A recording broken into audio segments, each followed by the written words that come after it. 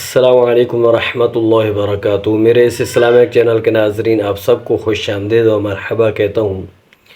آج انشاءاللہ عز و جل یہ حدیث پڑھیں گے کہ شان یار غار بزبان حیدر کرار رضی اللہ تعالی عنہما،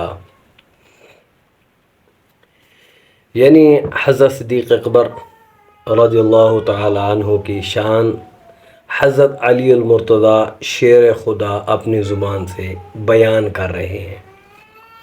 حضرت علی المرتضی شیر خدا اور حضرت زبیر بن عوام نے خلافت سیدنا صدیق اکبر رضی اللہ تعالی عنہم کے بارے میں اپنی رائے کا اظہار کرتے ہوئے یہ بھی فرمایا۔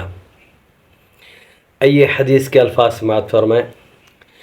إنا نرى أبا بكر أحق الناس بها بعد رسول الله صلى الله عليه وسلم إنه لصاحب الغار وثاني اثنين وإنا لنعلم بشرفه وكبره ولقد أمر رسول الله صلی اللہ علیہ وآلہ وسلم بالصلاة بالناس وهو حی۔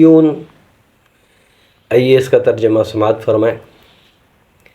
یقیناً ہم رسول اللہ صلی اللہ علیہ وآلہ وسلم کے بعد صدیق اکبر رضی اللہ تعالی عنہ کو خلافت کا سب سے زیادہ حقدار سمجھتے ہیں۔ حضرت ابوبکر صدیق جو ہے حضور علیہ السلام کے بعد سب سے زیادہ حقدار یہی ہے۔ حضرت علی المرتضی شیر خدا رضی اللہ تعالیٰ عنہ یہ فرما رہے ہیں، بلا شبہ وہ یار غار ہیں۔ اس میں کوئی شک کی بات ہی نہیں ہے کہ وہ یار غار ہے۔ آگے فرمایا نائب رسول صلی اللہ علیہ وآلہ وسلم ہے، یعنی حضور علیہ السلام نے اپنا نائب بھی حضرت ابوبکر صدیق رضی اللہ تعالی عنہ کو بنایا۔ پھر ہمیں آپ کی عظمت و بزرگی کا یقین ہے۔ حضرت علی المرتضی شیر خدا کیا فرما رہے ہیں کہ ہمیں آپ کی عظمت و بزرگی کا یقین ہے۔ آگے فرمایا بے شک نبی اکرم صلی اللہ علیہ وآلہ وسلم نے اپنی ظاہری حیات میں ہی آپ کو امامت پر مأمور فرمایا۔ میرے آقا نے حکم فرمایا تھا، ابو بکر تم نے نماز پڑھانی ہے۔ تو اس سے معلوم یہ ہوتا ہے کہ امامت کے حقدار بھی آپ، خلافت کے حقدار بھی آپ، پہلے خلیفہ بھی آپ۔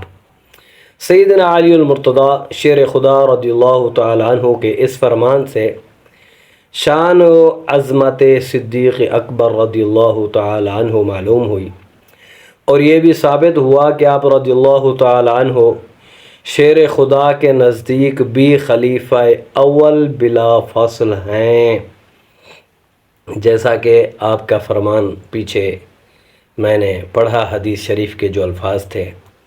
تو اس حدیث سے معلوم یہ ہوتا ہے کہ حضرت علی المرتضی شیر خدا رضی اللہ تعالی عنہ نے حضرت ابوبکر صدیق رضی اللہ تعالی عنہ کے بارے میں جو کچھ فرمایا یہ آپ کے سامنے ہے۔ امامت کے بارے میں فرمایا بھی، سب سے پہلے حضور علیہ السلام نے اپنے موجودگی میں امامت بھی ان کو عطا فرمائی۔ پھر خلافت کا بھی یہی بتایا بھئی سب سے زیادہ حقدار وہی ہیں۔